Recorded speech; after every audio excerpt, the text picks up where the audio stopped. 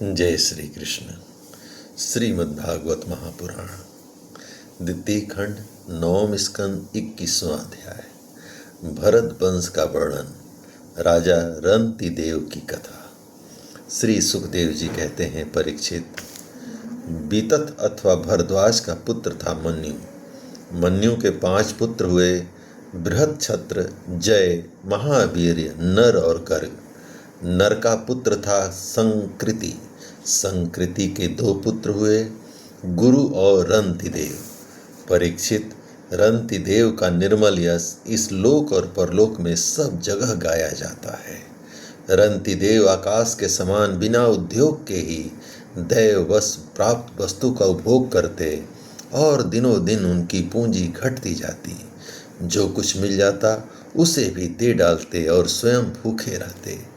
वे संग्रह, परिग्रह, ममता से रहित तथा बड़े धैर्यशाली थे और अपने कुटुंब के साथ दुख भोग रहे थे। एक बार तो लगातार 48 दिन ऐसे बीत गए कि उन्हें पानी तक पीने को न मिला। 49वें दिन प्रातः काल ही उन्हें कुछ घी, खीर, हलवा और जल मिला। उनका परिवार बड़े संकट में था। भूख और प्यास के मारे वे लोग कांप रहे थे, परंतु ज्यों ही उन लोगों ने भोजन करना चाहा, त्यों ही एक ब्राह्मण अतिथि के रूप में आ गया। रंतिदेव सब में श्री भगवान के ही दर्शन करते थे, अतएव उन्होंने बड़ी श्रद्धा से आदर पूर्वक उसी अन्न में से ब्राह्मण को भोजन कराया। ब्राह्मण देवता भोजन करके चले गए। परीक्षित, अब बचे हुए अन्न को रंतिदेव ने आपस में बांट लिया और भोजन करना चाहा। उसी समय एक दूसरा शूद्र अतिथि आ गया। रंतिदेव ने भगवान का स्मरण करते हुए उस बचे हुए अन्न में से कुछ भाग शूद्र के रूप में आए अतिथि को खिला दिया। जब शूद्र खा पी कर चला गया, तब कुत्तों को लिए हुए एक और अतिथि आया। उसने कहा, राजन, मैं और मेरे ये कुत्ते बहुत भूखे हैं, हमें कुछ खाने को दीजिए। रंतिदेव अत्यंत आदर भाव से जो कुछ बच रहा था सब का सब उसे दे दिए और भगवानमय होकर उन्होंने कुत्ते और कुत्तों के स्वामी के रूप में आए हुए भगवान को नमस्कार किया। अब केवल जल ही बच रहा था और वह भी केवल एक मनुष्य के पीने भर का। वे आपस में बांटकर पीना ही चाहते थे कि एक चंडाल आ पहुंचा। उसने कहा, मैं अत्यंत नीच हूं, मुझे जल पिला दीजिए। चंडाल की वह करुणपूर्ण वाणी, जिसके उच्चारण में भी वह अत्यंत कष्ट पा रहा था, सुनकर रंतिदेव दया से द्रवित हो उठे और वे अमृतमय वचन कहने लगे। मैं भगवान से 8 सिद्धियों से युक्त परम गति नहीं चाहता, और तो क्या, मैं मोक्ष की भी कामना नहीं करता। मैं चाहता हूँ तो केवल यही कि मैं संपूर्ण प्राणियों के हृदय में स्थित हो जाऊं और उनका सारा दुख मैं ही सहन करूं, जिससे और किसी भी प्राणी को दुख न हो। यह दीन प्राणी जल पी करके जीना चाहता था। जल दे देने से इसके जीवन की रक्षा हो गई। अब मेरी भूख प्यास की पीड़ा, शरीर की शिथिलता, दीनता, ग्लानि, शोक, विषाद और मोह, ये सब के सब जाते रहे। मैं सुखी हो गया। इस प्रकार कहकर रंतिदेव ने वह बचा हुआ जल भी उस चंडाल को दे दिया। यद्यपि जल के बिना वे स्वयं मर रहे थे, फिर भी स्वभाव से ही उनका हृदय इतना करुणापूर्ण था कि वे अपने को रोक न सके। उनके धैर्य की भी कोई सीमा है, कोई सीमा नहीं है। परीक्षित, ये अतिथि वास्तव में भगवान की रची हुई माया के विभिन्न स्वरूप थे। परीक्षा पूर्ण हो जाने पर अपने भक्तों की अभिलाषा पूर्ण करने वाले त्रिभुवन स्वामी ब्रह्मा, विष्णु और महेश तीनों उनके सामने प्रकट हो गए। रंतिदेव ने उनके चरणों में प्रणाम किया। उन्हें कुछ लेना तो था ही नहीं। भगवान की कृपा से वे आसक्ति और स्पृहा से रहित हो गए तथा परम प्रेम में भक्ति भाव से अपने मन को भगवान वासुदेव में तन्मय कर दिया। कुछ भी मांगा नहीं। परीक्षित, उन्हें भगवान के सिवा और किसी वस्तु की इच्छा तो थी ही नहीं। उन्होंने अपने मन को पूर्ण रूप से भगवान में लगा दिया। इसलिए त्रिगुणमयी माया जागने पर स्वप्न दृश्य के समान नष्ट हो गई।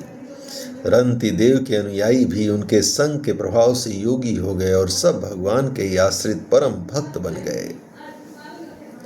मन्यु पुत्र गर्ग से सिनी और सिनी से गार्ग का जन्म हुआ। यद्यपि गार्ग क्षत्रिय था, फिर भी उससे ब्राह्मण वंश चला। महावीर का पुत्र था दुरित क्षय के 3 पुत्र हुए, त्रयारुणी, कवि और पुष्कारुणी, ये तीनों ब्राह्मण हो गए। बृहच्छत्र का पुत्र हुआ हस्ती, उसी ने हस्तिनापुर बसाया था। हस्ती के 3 पुत्र थे, अजमीण, द्विमीण और पूर्णमीण। अजमीण के पुत्रों में प्रिय मेघ आदि ब्राह्मण हुए। इन्हीं अजमीण के पुत्र का नाम था बृहदिसु। बृहदिसु का पुत्र हुआ बृहधनु, बृहधनु का बृहत्काय और बृहत्काय का जयद्रथ हुआ। जयद्रथ का पुत्र हुआ बिसद और बिसद का सेनजीत। सेनजीत के 4 पुत्र हुए, रुचिराश्व, दृढ़हनु, कास्य और बस। रुचिराश्व का पुत्र पार था और पार का पृथुसेन। पार के दूसरे पुत्र का नाम नीप था, उसके 100 पुत्र थे। इसी नीप ने सुक की कन्या कृत्वी से विवाह किया था। इससे ब्रह्मदत्त नामक पुत्र उत्पन्न हुआ। ब्रह्मदत्त बड़ा योगी था। उसने अपनी पत्नी सरस्वती के गर्भ से विश्वक्सेन नामक पुत्र उत्पन्न किया। इसी विश्वक्सेन ने जैगिसभ्य के उपदेश से योग शास्त्र की रचना की।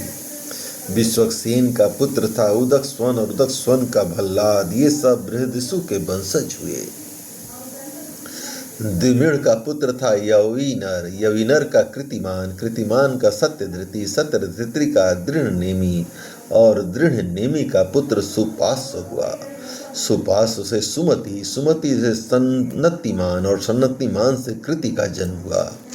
उसने हिरण्यनाभ से योग विद्या प्राप्त की थी और प्राच्य मास नामक ऋचाओं की 6 संहिताएं कही थी। कृतिका का पुत्र नीप था। नीप का उग्रायुध, उग्रायुध का क्षेम का सुबीर और सुबीर का पुत्र था रिपुंजय। रिपुंजय का पुत्र था बहुरथ। द्विमीण के भाई पूर्वमीण की कोई संतान न हुई। अजमीण की दूसरी पत्नी का नाम था नलनी। उसके गर्भ से नील का जन्म हुआ। नील की शांति, शांति का सुशांति, सुशांति का पुरुष, पुरुष का अर्क और अर्क का पुत्र हुआ भर्यास्व। भर्यास्व के 5 पुत्र थे, मुदगल, यविनर, बृहदिसु, काम्पिल्य और संजय। भर्यास्व ने कहा, ये मेरे पुत्र 5 देशों का शासन करने में समर्थ पंच अलम है, इसलिए पंचाल नाम से प्रसिद्ध हुए। इनमें मदगल से मौदगल्य नामक ब्राह्मण गोत्र की प्रवृत्ति हुई। भर्यासव के पुत्र मदगल से यमज जुड़वा संतान हुई। उनमें पुत्र का नाम था दिवोदास और कन्या का अहल्या।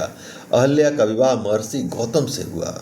गौतम के पुत्र हुए सतानंद, सतानंद का पुत्र हुआ सत्यधृति। वह धनुर्विद्या में अत्यंत निपुण था। सत्यधृति के पुत्र का नाम था शरद्वान। एक दिन उर्वशी को देखने से शरद्वान का वीर्य मूंज के झाड़ पर गिर गया। उससे एक शुभ लक्षण वाले पुत्र और पुत्री का जन्म हुआ। महाराज संतानु की उस पर दृष्टि पड़ गई, क्योंकि वे उधर शिकार खेलने के लिए गए हुए थे। उन्होंने दयावश दोनों को उठा लिया। उनमें जो पुत्र था उसका नाम कृपाचार्य हुआ और जो कन्या थी उसका नाम हुआ कुपी। यही कुपी द्रोणाचार्य की पत्नी हुई। जय श्री कृष्ण। इस प्रकार भगवान श्री कृष्ण की कृपा से श्रीमद् भागवत महापुराण द्वितीय खंड 9वें स्कंद का 21वां अध्याय संपूर्ण हुआ। जय श्री कृष्ण।